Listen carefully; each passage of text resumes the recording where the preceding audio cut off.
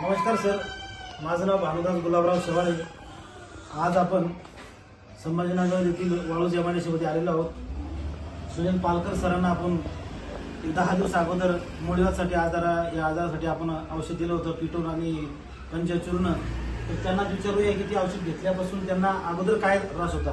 Sir, तुम्हाला हे औषध घ्यायच्या अगोदर, मुळ्याचं औषध घ्यायच्या अगोदर काय त्रास होता? मुळ्याचं औषध घ्यायच्या अगोदर खूप त्रास होत होता, कारण की मी असं ठरवलं होतं आता ऑपरेशन करू। पण त्या संदर्भात मला जिगे सर भेटले। जिगे सरांनी सांगितलं की आयुर्वेदिक औषधे घेऊन बघ। तरी मी मग थोडा 2-4 दिवस विचार केला। 2-4 दिवसानंतर मग मी हे औषध घेतलं दिवाळीच्या 2-4 दिवसा अगोदर। आता त्या औषध घेऊन किती दिवस झाले? औषध घेऊन कमीत कमी मला 10 ते 12 दिवस झाले। बरं, 10-12 दिवस तुम्हाला आता औषधीचा रिझल्ट कसा आलाय? औषध म्हणजे एकदम मला तर वाटते 95% एकदम 10 दिवसाचा रिझल्ट आला। कारण की पोटही साफ होते, त्रास वगैरे काहीच होत नाही। काहीच त्रास नाही? काहीच त्रास पडत नाही अजिबात? काहीच नाही, खाज येत नाही, पोट नाही, काहीच नाही? काहीच नाही। बरं, दुसरा विषय असा आहे, आता हे जे आपण तुमच्याकडे मुळ्यात करता जे औषध घेतलं होतं, तुम्ही लोकांना काय सांगू शकता की औषध लोकांना घेतलं पाहिजे म्हणून?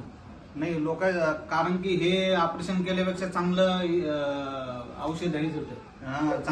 तुम्ही बरेच दवाखाने वगैरे करून परेशान झाले? खूप, म्हणजे शेवटी मी ऑपरेशनच करायचं ठरवलं होतं, पण हे औषध भेटल्यामुळे चांगलं आहे हे औषध। एक शेवटचा पर्याय म्हणून तुम्ही हे औषध घेतलं? हा, शेवटचा पर्याय म्हणून हे औषध मी घेतलं, एक ट्राय करायसाठी म्हणून।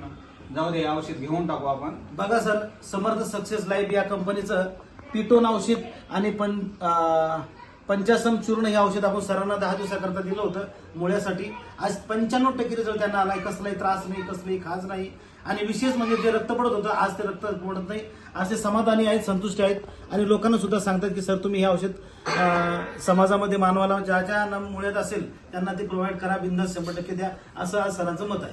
नमस्कार सर, धन्यवाद, तुम्हाला रिझल्ट दिला आम्हाला, आणि थँक्यू। नमस्कार सर।